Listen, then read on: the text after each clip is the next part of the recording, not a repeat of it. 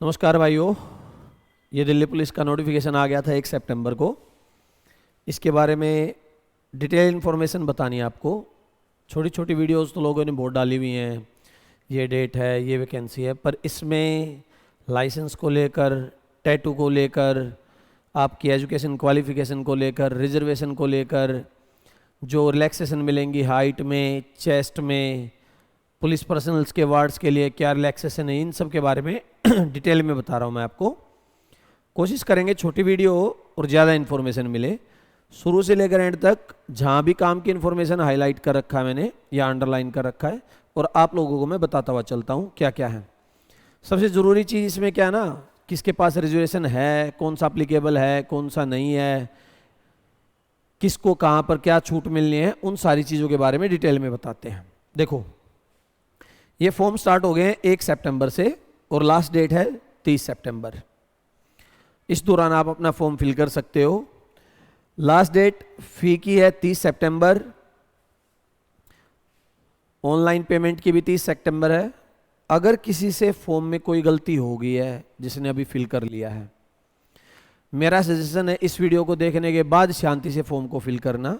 अगर किसी ने फिल कर दिया है तो करेक्शन डेट भी क्या है, 3 और 4, 2 दिन के लिए विंडो ओपन होगी आपकी करेक्शन करने के लिए, तो आप तब वहां पर करेक्शन कर सकते हो। अब इसमें जो जरूरी चीजें मैं आपको बता देता हूं।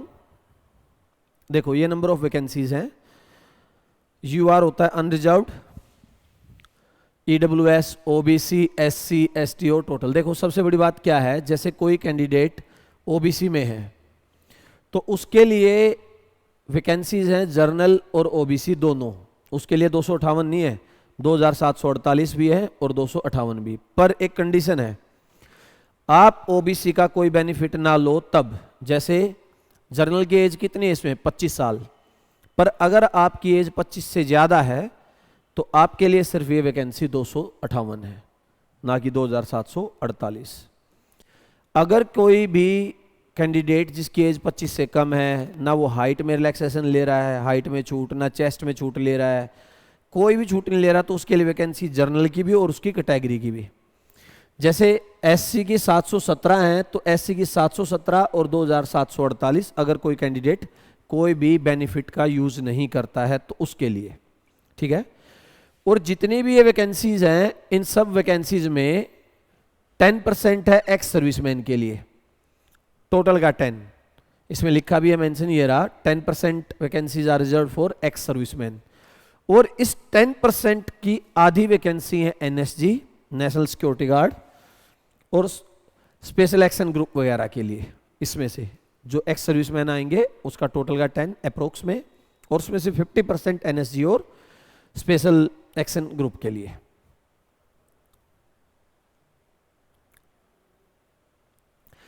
अब है एज लिमिट। देखो, एक जनरल कैंडिडेट के लिए एज लिमिट है 18 से 25, जिसके पास कोई भी बेनिफिट नहीं है, कोई रिलैक्सेशन नहीं है। 2 डेट क्रूशियल डेट होती हैं। अगर आप 2 जुलाई 1998 से पहले पैदा हो चुके हो तो आप एलिजिबल नहीं हो। अर्लियर देन, यानी इससे पहले अगर आप पैदा होगे तो एलिजिबल नहीं हो। अगर 1 जुलाई 2007 के बाद अगर आप पैदा हुए तब भी आप एलिजिबल नहीं हो। इस दौरान इन दोनों के बीच में आप पैदा होनी चाहिए, 1 जुलाई 2005 और 1998, यानी 25। अब है रिलैक्सेशन की।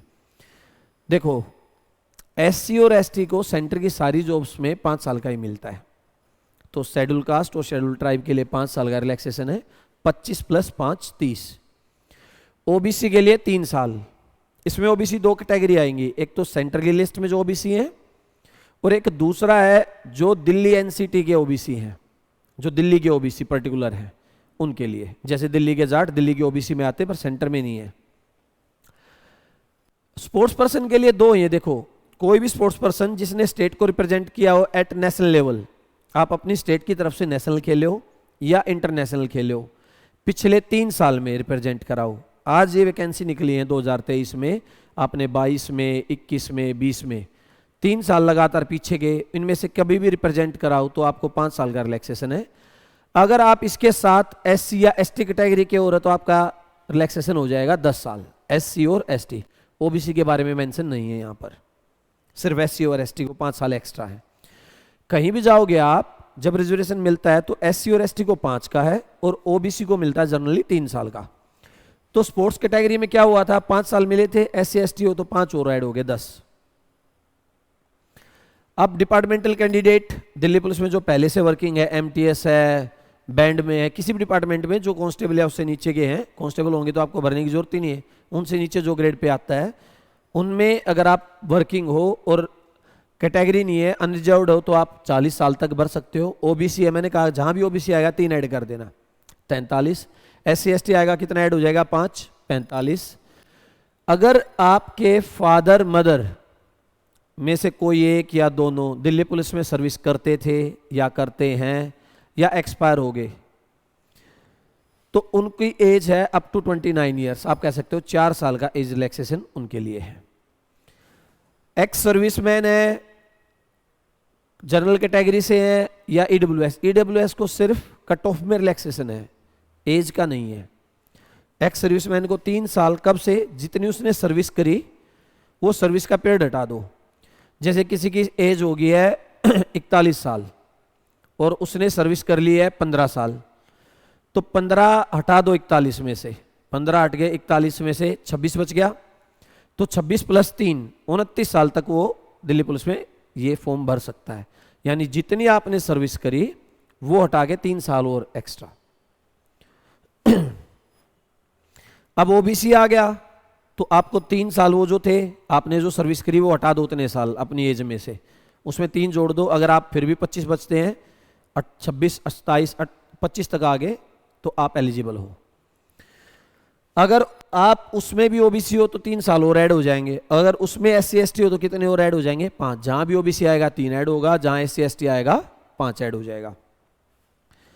ये और देखना, देखो कोई विडो है, जुडिशली सेपरेटेड है, डाइवोर्स्ड है, उनके लिए 5 साल की है। अब मेरे से किसी ने एक बार एक क्वेश्चन पूछा था ये किसी के थ्रू, कि जैसे कोई विडो है, दिल्ली में पुलिस में उनकी मदर है और प्लस वो ओबीसी है, तो उनकी एज में कितना बेनिफिट मिलेगा। आगे चल के ये चीज़ इन्होंने क्लियर लिखी हुई है कि जो दिल्ली पुलिस वार्ड के बच्चे हैं, जो दिल्ली पुलिस के वार्ड्स हैं, जो बच्चे हैं, वार्ड्स बच्चे ही होते हैं, जो दिल्ली पुलिस में काम करने वालों के बच्चे हैं, वो डबल बेनिफिट नहीं ले सकते हैं। यानी उनको वैसे 4 साल दिया हुआ है और अगर वो चाहें कि और उनको दूसरा कोई ओबीसी कैटेगरी का मिले तो वो नहीं मिलेगा, पर उसके लिए एक चीज़ और है, देखो मैं आगे बताऊंगा, ये लिखा हुआ है, wards of Delhi police personal and multitasking staff of Delhi police belong to SC ST OBC hill area category will not be entitled to get double relaxation. ये कह रहे हैं इनको डबल नहीं मिलेगा। अब ये क्या बात हुई, इसका मतलब क्या है, अगर आप ये चाह रहे हो कि आप ओबीसी भी हो 3 साल वहां से ले लें और दिल्ली पुलिस में भी आपके मदर फादर कोई हैं 4 साल वहां से ले ले, वो नहीं होगा, एक रिजर्वेशन चलेगा। तो लाजमी सी बात है जहां ज्यादा मिल रहा है वहां लोगे आप 4 साल का। पर जैसे कोई विडो है, मदर दिल्ली पुलिस में और वो ओबीसी है, तो ओबीसी और विडो तो चलेगा उसका, यानी उसको 3 साल ओबीसी के और 5 साल ये विडो या जुडिशली सेपरेटेड के 8 साल का मिलेगा ही मिलेगा। आपका विडो होना और आपका कास्ट जो सर्टिफिकेट है उसका कोई वो नहीं, हाँ पुलिस पर्सनल का था तो वो 2 चलेंगे, आप विडो प्लस ओबीसी का ये नहीं चलेगा। जैसे एक्स सर्विसमैन प्लस ओबीसी चलता है ऐसे ही विडो प्लस ओबीसी चलेगा, पर x OBC plus Delhi police ward नहीं चलेगा। ठीक है, तो अगर कोई विडो है उसका दिल्ली पुलिस में मदर है तो वो हटा दो, ओबीसी है तो 3 + 5 8 साल मिल जाएगा, 25 8 33 साल तक भर सकते हो। इसने कहा डिपार्टमेंटल कैंडिडेट कौन से होंगे, जैसे बैंड्समैन होगा, बगलर हो गया, माउंटेड कांस्टेबल हो गए, ये जो भी कुछ है इनमें से कोई होगा। डिपार्टमेंटल का तो जो लगा हुआ उसको पता होगा। काम की चीजें डिस्कस कर लेते हैं, वैसे बहुत सारी चीजें इसमें।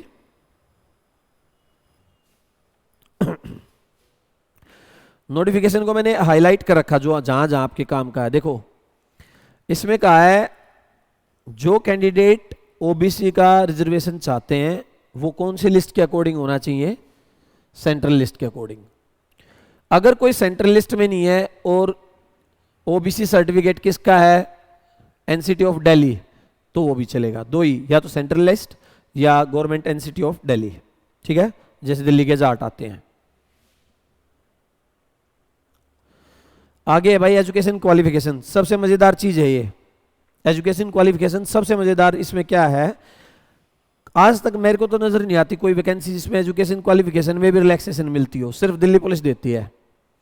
नॉर्मल क्वालिफिकेशन आपकी क्या है, 10+2 सीनियर सेकेंडरी, पर ये कह रहा है कि 11वीं पास भी कैंडिडेट चल जाएंगे, जिसने 12वीं ना करी हो उसने 11वीं पास हो गया वो भी चलेगा। कौन, सन डॉटर ऑफ सर्विंग, कोई दिल्ली पुलिस में जिनके माता पिता सर्विस कर रहे हो वो, यानी डिपार्टमेंटल कैंडिडेट के लिए 11th क्लास तक का वो है, 1 साल का रिलैक्सेशन है। आपके मदर फादर कोई भी दिल्ली पुलिस में वर्किंग हो।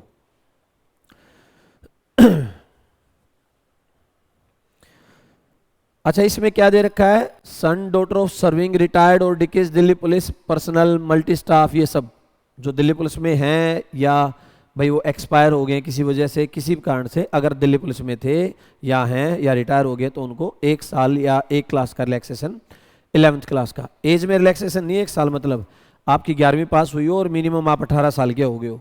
मिनिमम में नहीं मिलता, मैक्सिमम में मिलता हमेशा। अब एक है ड्राइविंग लाइसेंस का, इसका बड़ा पंगा फंसा हुआ, सब पूछ रहे हैं बार बार ये ड्राइविंग लाइसेंस का क्या है।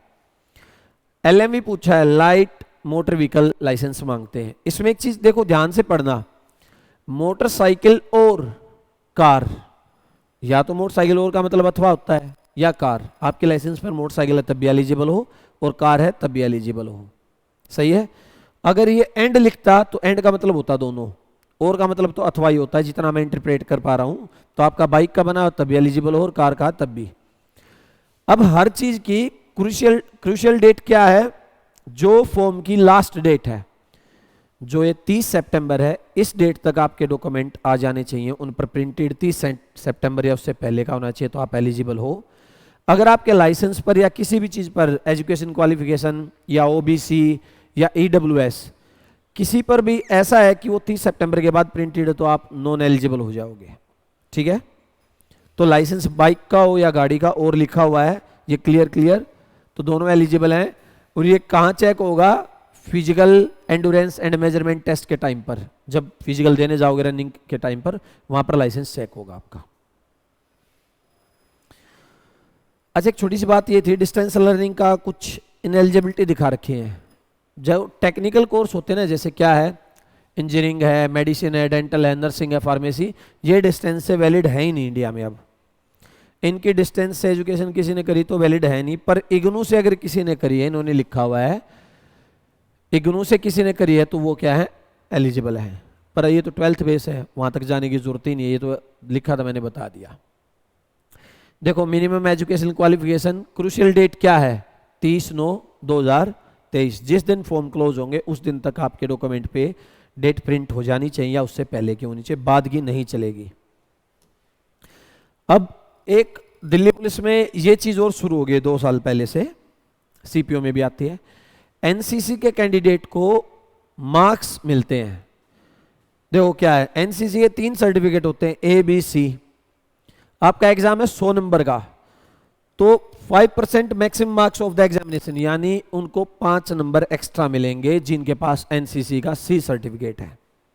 100 का पेपर है, आपके 65 नंबर आए तो 5 जुड़ जाएंगे, आपके हो जाएंगे 70 नंबर, अगर आपके पास NCC का C है। अगर B है तो 3% यानी 3 नंबर, और अगर A है तो 2% यानी 2 नंबर मिलेंगे। फिर वही है, ये जो डॉक्यूमेंट है ये उस टाइम पर जब फिजिकल PMT फिजिकल एंडोरेंस और ये मेजरमेंट टेस्ट होगा, उस टाइम पर आपको दिखाना पड़ेगा, तभी आपके मार्क्स ऐड होंगे। एक चीज और है, राष्ट्रीय रक्षा यूनिवर्सिटी, ये गुजरात में है राष्ट्रीय रक्षा यूनिवर्सिटी। अगर कोई यहां से किसी के पास कोई डिग्री है या पोस्ट ग्रेजुएट डिप्लोमा है, तो उसको भी 5% मैक्सिमम के कम मिलेंगे जब डिस्टिंक्शन, यानी 80% से ऊपर अगर उसकी डिग्री में मार्क्स हैं या डिप्लोमा में, तो 5% यानी 5 नंबर मिलेंगे 100 में से एक्स्ट्रा, जितने आपके टेस्ट में आए 5 और जुड़ जाएंगे उसमें। अगर फर्स्ट डिवीजन है तो 4, सेकंड है तो 3, और पास है तो 2%, यानी 2, 3, 4, 5 नंबर मिलेंगे। अब यहाँ एक चीज और है, अगर किसी के पास NCC और राष्ट्रीय रक्षा जो ये यूनिवर्सिटी है दोनों का हो, तो 5 वहां के और 5 यहाँ के, टोटल कितने हो गए 10। इसके बारे में इन्होंने कहीं क्लियर मेंशन नहीं करा था कि इसमें से एक मिलेगा या दो मिलेगा? मेरे ख्याल से अगर नहीं है एनसीसी और दोनों तो 10 मिल जाने चाहिए। वैसे क्लियर मेंशन नहीं करा आइदर ये और, क्योंकि ऊपर देख लो ये एनसीसी का दिया डायरेक्ट, उसके बाद सीधा राष्ट्रीय रक्षा कॉलेज का दे दिया है।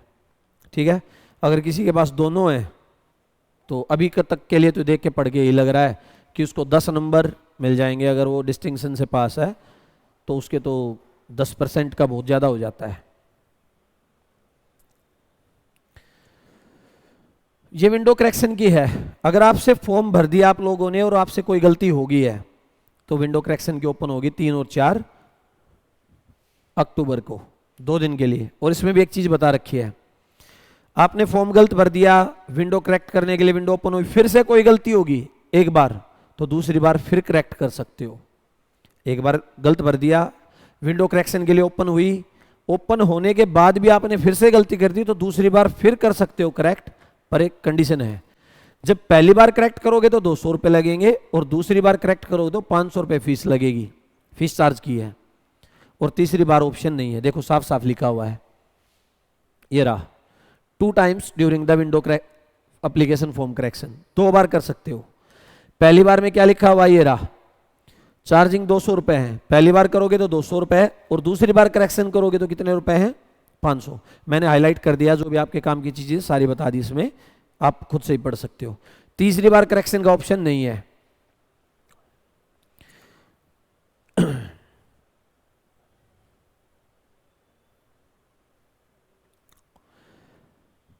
पेपर का तो पता ही है, इसके बारे में अलग से बताएंगे। 100 नंबर का पेपर है, 100 क्वेश्चन आएंगे, 90 मिनट का टाइम होगा। ये आपका सिलेबस है। जीएस आती है आपके में 50 नंबर की, रीजनिंग आती है 25 की, मैथ आता है 15 का और कंप्यूटर 10 का। मैंने कंप्यूटर पे हाईलाइट करा है।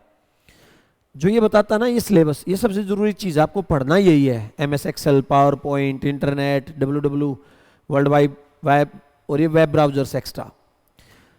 डिटेल में आपको कहाँ से क्या आना है, कैसा पेपर आता है, ये मैं अभी बताऊंगा, एक अलग वीडियो बनाएंगे। अभी के लिए नोटिफिकेशन डिटेल है।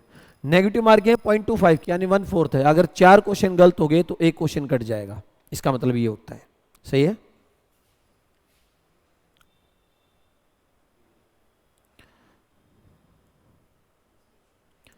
देखो पेपर में एक साफ लिखा है, the question paper shall be of matriculation level, 10वीं लेवल का आएगा, यानी मैथ 10 तक का, रीजनिंग 10 तक की, जीएस आएगी, ये सारी चीजें 10 तक की आएंगी, इससे ज्यादा लेवल की नहीं। अब आते हैं फिजिकल टेस्ट पर। जो फिजिकल बोलते हो आप अपनी, उसमें फिजिकल एंड्योरेंस है। अगर आपकी एज 30 साल तक है तो आपको 1600 मीटर भागना है 6 मिनट में, एज के अकॉर्डिंग है। लॉन्ग जंप मारना है 14 फीट का, हाई जंप मारना है 3 फुट 9 इंच का। अगर एज 30 से 40 के बीच में है तो आपको 7 मिनट मिलेंगे 1600 मीटर के। आपको लॉन्ग जंप का 13 फीट का है, 1 फीट कम कर दिया, 1 मिनट बढ़ गई, और 3 फीट 6 इंच का। अगर आप 40 से ऊपर हो, जैसे एक्स सर्विसमैन हो, तो आपको मिलेंगे 8 मिनट रनिंग के, 12 फीट लॉन्ग जंप के और हाई जंप 3 फुट 3 इंच। देखो एक और दिल्ली पुलिस की स्पेशलिटी है, आपकी हाइट है 170 सेंटीमीटर मांगी गई है मेल कैंडिडेट की, पर इसमें भी रिलैक्सेशन है, 5 सेंटीमीटर का रिलैक्सेशन है। किसके लिए? हिल्स एरिया के लिए, जो हिली एरिया से बिलोंग करते हैं, ये सारे हैं, डोगरा, गोरखा, मराठा, ये सारे स्टेट नॉर्थ ईस्ट के सारे आते हैं, त्रिपुरा, मिजोरम, मेघालय, असम, ये सब लिखा हुआ है। पर इनको वो सर्टिफिकेट दिखाना पड़ेगा, गजेटेड ऑफिसर का होता है, डीएम, एसडीएम या तहसीलदार से, कि इस एरिया से बिलोंग करते हैं, वो डोमिसाइल टाइप में बोलते हैं, तो डोमिसाइल आपको वहां से दिखाना पड़ेगा। 5 सेंटीमीटर का रिलैक्सेशन है एसटी के लिए, एससी के लिए नहीं है, सिर्फ एसटी के लिए है, ठीक है। और 5 सेंटीमीटर फिर से आ गया दिल्ली पुलिस के जो डिपार्टमेंटल होंगे। 5 centimetre in case of son of serving retired डिकीज Delhi police personnel, multitasking staff और दिल्ली पुलिस। अगर आपके फादर मदर दिल्ली पुलिस में काम करते हैं तो आपकी हाइट में 5 सेंटीमीटर का रिलैक्सेशन मिलेगा। 170 मांगी है, आप 165 तक चलोगे। ऐसे ही चेस्ट का है, चेस्ट 81 सेंटीमीटर बिना फुलाए हुए, 81 फुला के 85 हो जानी, 4 सेंटीमीटर का फुलाव मांगते हैं। हिली एरिया के लिए 5 सेंटीमीटर रिलैक्सेबल है, यानी जो 81 से इसमें से 5 हटा दो, 76 है, 76 और 80 चाहिए। एसटी के लिए फिर 5 है, एससी के लिए नहीं है, सिर्फ एसटी के लिए है, और 5 है इसमें दिल्ली पुलिस वालों के लिए। ठीक है, रिलैक्सेशन है। फीमेल कैंडिडेट 30 साल तक होगी तो 8 मिनट में 1600 मीटर, इसका लॉन्ग जंप 10 फीट और हाई जंप 3 फीट। अगर 30 से 40 है तो 9 मिनट मिलेंगे, 9 फीट का हो जाएगा लॉन्ग और 2 फुट 9 इंच का होगा हाई, और 40 से ऊपर है तो 10 minute 1600 metre, 8 feet long jump और 2 फीट 6 इंच। अब एक चीज और है, इसमें साफ मेंशन है, ये मैं पढ़ के सुना रहा हूं, पहले रनिंग होगी, पहले रेस मारनी है। जब आप रनिंग क्वालिफाई कर लोगे तभी लॉन्ग जंप और हाई जंप की बारी आती है, और ये प्रोसीजर है वहां पर ऐसे ही फॉलो होता है, इसने इसके बारे में लिखा हुआ है। सबसे जरूरी चीज यहां पर है फीमेल कैंडिडेट के लिए। देखो, कोई फीमेल कैंडिडेट अगर उस टाइम पर प्रेग्नेंट है या डिलीवरी हुई है या मिसकैरेज हुआ है, डिलीवरी हुई है या मिसकैरेज, 2 वर्ड है, क्या लिखा हुआ है? The female candidate who are either pregnant or gave birth or had miscarriage, या तो आप प्रेग्नेंट हो या आपका मिसकैरेज हो गया या आपकी डिलीवरी हुई है, तो आपको फिजिकल जो एंडोरेंस टेस्ट वो आपका नहीं लिया जाएगा, उनका फिजिकल एंडोरेंस टेस्ट नहीं लिया जाएगा। ये क्या, कितने टाइम का रिलैक्सेशन है? मान लो आपकी डिलीवरी हुई है तो आपको 6 महीने का टाइम मिलेगा, डिलीवरी से 6 महीने बाद आपका फिजिकल होगा। मिसकैरेज हुआ है तो मिसकैरेज से 45 दिन के बाद आपका फिजिकल टेस्ट होगा। जब आपका डॉक्टर, जो गवर्नमेंट हॉस्पिटल के जो अच्छे डॉक्टर जो आपका कर रहा है वो लिख के देगा कि ये फिजिकली फिट हैं, तब आपका लिया जाएगा, अदरवाइज वो लेंगे नहीं। 6 महीने का आपको टाइम देंगे, पर उसके बाद भी आपको सर्टिफिकेट प्रोड्यूस करना पड़ेगा, उनको दिखाना पड़ेगा मैं फिट हूं, अब मेरा फिजिकल ले लो। इस दौरान क्या होगा, जो आपकी सीट और रिजर्व हो जाएगी वो किसी को नहीं दी जाएगी, आपका टेस्ट होगा, अगर पास हो गए तो आप आगे हो, और अगर पास नहीं हुए तो अलग है, वो सीट रिजर्व हो जाएगी, किसी को नहीं। यानी जो प्रेग्नेंट हैं या जिनकी डिलीवरी हुई है या होने वाली होगी उस टाइम पर, या मिसकैरेज हुआ तो उस टाइम पर तैयारी ना करें, आपको अलग से टाइम मिलेगा, 6 महीने तक का है और 45 दिन का। ये जो फीमेल के लिए है हाइट 157 है, पर वहां मेल में 5 सेंटीमीटर का रिलैक्सेशन था, यहां 2 का। किसके लिए? हिलेरिया सेम है, एसटी 2 का, मेल में 5 फीमेल में 2 का, और ये मल्टीटास्किंग स्टाफ में या दिल्ली पुलिस में आपके पेरेंट्स है तो 2 का। सही है, आपको रिलैक्सेशन 2 सेंटीमीटर हाइट में मिलेगा।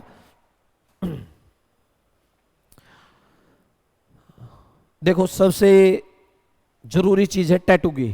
टैटू अलाउड है या नहीं है? टैटू अलाउड है दिल्ली पुलिस में, इन्होंने साफ मेंशन करा है, tattoos on various part of body are permissible as per the details given below. Content क्या हो सकता है, टैटू कैसा अलाउड है? Tattoo depict religious symbol or figure and the name of the followed in Indian Army as followed in the Indian Army. जो Indian Army में follow ना, वो यहीं पर फॉलो है। आपका ओम लिखवा लिया, कुछ भी लिखवा लिया, वो आपका नाम लिखवा लिया, अलाउड है टैटू। दूसरी चीज क्या है, टैटू की लोकेशन क्या है? Tattoo marked on the traditional sides of the body like inner forearm, ये कैरेक्ट जो ट्रेडिशनल साइड्स है जहां बनवाते लोग वहां पर अलाउड है। पर एक चीज है, being non saluting limb or dorsum of the hands or shall be allowed. जो सैल्यूट इस हाथ से करोगे नहीं, राइट हैंड से होता है। तीसरी लाइन में लिखा हुआ इसने, जो टैटू है size must be less than 1/4 of the particular. जैसे ये है पूरा साइज इसका एल्बो का, इसके 1/4 से छोटा होना चाहिए। कई बच्चे क्या कराते पूरे हाथ का टैटू बना लेते हैं, वो अलाउड नहीं है। आपका टैटू बना हुआ है, पूरे हाथ का जो साइज है इस लिम्ब का, उसके 1/4 से क्या होना चाहिए? छोटा। अगर उससे बड़ा होगा तो अलाउड नहीं होगा, और आपके सैल्यूट करने वाले हैंड पर नहीं होना चाहिए वो। आप यहाँ ओम वगैरह लिखवाते उससे कोई फर्क नहीं पड़ता, छोटा मोटा टैटू सबका चलेगा। बढ़ाना वो साइज उस लिम्ब से, उस लिम्ब का मतलब होता है वो पार्ट बॉडी का, उसकी जो लेंथ है, जैसे मेरा हाथ है, हाथ की लेंथ है, उससे 1/4 छोटा होना चाहिए। दूसरी बात, उस सैल्यूट करने वाले हैंड पर नहीं होना चाहिए, दूसरे पर होना चाहिए। और ये छोटे ओम वगैरह से कोई दिक्कत है नहीं, तो टैटू अलाउड है, किसी को अपना हटवाने की जरूरत नहीं है। पूरा ही बड़ा है तो बात ही अलग है, उसकी क्या कर सकते हैं। मैंने लगभग जो भी चीजें थी सारी हाईलाइट कर ली थी, ताकि आपका ज्यादा टाइम वेस्ट ना हो।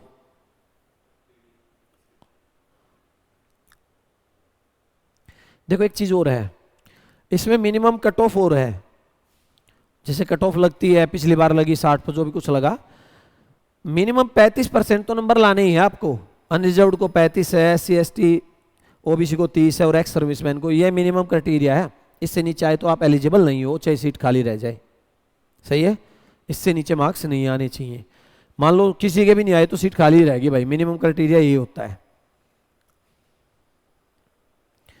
ये जनरल के लिए 35 थी, SC ST OBC EWS के लिए 30 और 25 नंबर एक्स सर्विसमैन के लिए थी। एक टाई हो गया, मान लो दो कैंडिडेट के सेम नंबर आ गए और आखिरी सीट थी वो, एक सीट बची है, दो कैंडिडेट के सेम नंबर आ गए, उस केस में कैसे होगा रेजुलेशन? कह रहा part a computer based examination, part A है GS का, बी है रीजनिंग का, सी है मैथ का और डी है कंप्यूटर का। ये पार्ट ABCD है। पार्ट ए और बी के मार्क्स देखे, वहां देखा वहां भी दोनों के सेम है। फिर देखेंगे उसमें से डेट ऑफ बर्थ क्या है दोनों की। क्या होता है जिसकी एज ज्यादा उसको मौका देते हैं। मान लो दो कैंडिडेट है, दोनों का स्कोर सेम है, पार्ट ए में भी सेम है, पार्ट बी में भी सेम है, तो भाई जिसकी एज ज्यादा होगी उसको ले लेंगे, छोटे वाले को छोड़ देंगे। अगर एज भी बराबर है तो इनके नेम्स का अल्फाबेट देखा जाएगा। जैसे मेरा नाम दीपक है और कोई दूसरा कैंडिडेट हो ए से, तो ए वाले को प्रेफरेंस मिल जाएगी, फिर डी वाले को छोड़ देंगे। एक चीज लास्ट है ये, कोई कैंडिडेट अगर पेपर में गलत काम करता पकड़ा गया तो क्या क्या हो सकता है। जैसे कोई कमीशन कॉपी बाहर ले गया, कुछ OMR था, ये पहले होता था, बाहर कुछ भी ले गया तो 2 साल का है। हमारे यहाँ ज्यादा जुगाड़बाजी का जो सिस्टम चला हुआ है उसके लिए सुन लो, अगर किसी ने कंप्यूटर हैक करवाया, मिररिंग होती जो, तो 7 साल के लिए बैन हो जाओगे। सजा नहीं, ये बैन है, जेल में नहीं है। उनका कहने मतलब हम 7 साल के लिए आपको दिल्ली पुलिस का पेपर नहीं देने देंगे, फिर आप अगले 7 साल तक दिल्ली पुलिस का कोई एग्जाम नहीं दे पाओगे। अगर सॉफ्टवेयर के थ्रू, किसी के थ्रू भी स्क्रीन मिररिंग जो कराते हैं, ब्लूटूथ फोन कुछ भी लेके गए, तो सब में 7-7 साल है। ठीक है, 5 साल है अगर आप किसी और के एडमिट कार्ड पर चले गए अंदर, आपने एडमिट कार्ड फोर्ज कर लिया, दूसरे का लगा लिया, तो 5 साल उसकी है। ये 2 ही काम होते हैं जनरली यहाँ पर। तो आप लोगों को बता दिया गया है सारी डिटेल। इस PDF को अगर आपको चाहिए हाईलाइटेड तो डिस्क्रिप्शन में मिलेगी। एक चीज और बताता हूं, कुछ कैंडिडेट ऐसा बोल रहे हैं कि उनका EWS अभी बना ही नहीं है, और एक ने तो फॉर्म ही भर दिया जर्नल से, कह रहे सर बन के ही नहीं आता इतने टाइम में। आपका अगर OBC का NCL, OBC वही वैलिड होगा कैंडिडेट जिसका नॉन क्रीमी लेयर सर्टिफिकेट बनेगा, NCL बोलते हैं। और वो कैसे बनेगा, वो मार्च 2023 से लेकर अप्रैल 2024 तक वाला वैलिड होगा, इस फाइनेंशियल ईयर का जिसमें आप फॉर्म भर रहे हो। मार्च 2023 से लेकर, या 1 अप्रैल 2023 से लेकर 31 मार्च 2024 तक, रफ ये फिगर बोला था मैंने, मार्च से मार्च। अगर आपका OBC का NCL रिन्यू नहीं हो रहा है और अगर आपका इनकम सर्टिफिकेट या EWS नहीं बन रहा, तो आपको क्या करना है, ये जो फॉर्म है, फॉर्म का ये फ्रंट पेज ले जाना निकाल के, ये वाला, ये डेट, इसकी फोटोकॉपी ले जाके और अपने फॉर्म के साथ जाके वहां के तहसीलदार SDM को पेश होना और उनको बोलना सर मेरा फॉर्म है और मेरी डेट निकल जाएगी, मेरा फॉर्म बनवा दो। तो हफ्ते से 10 दिन में सबका बनेगा, ये बनता है, कंपलसरी है, वो काम करेंगे आपके लिए। आप विदाउट अपने जो रिजर्वेशन सर्टिफिकेट है उसके फॉर्म मत भरो। अगर किसी ने भर भी दिया तो पहले अपना बनवा लो, NCL रिन्यू करा लो, EWS बनवा लो, और करेक्शन विंडो आएगी तब इसको अपलोड कर देना। ठीक है, तो इतना ही था इसके बारे में। Thank you. आपको ये वीडियो चाहिए तो वीडियो आपको डिस्क्रिप्शन में मिल जाएगी, वहां से जाके, टेलीग्राम चैनल का लिंक हमारे में है, वहां से PDF मिल जाएगी। वीडियो कह रहा हूं, PDF आपको चाहिए तो ये हाईलाइटेड वीडियो, ये PDF डिस्क्रिप्शन में लिंक है, वहां से मिल जाएगी, टेलीग्राम चैनल से ले सकते हो। Thank you.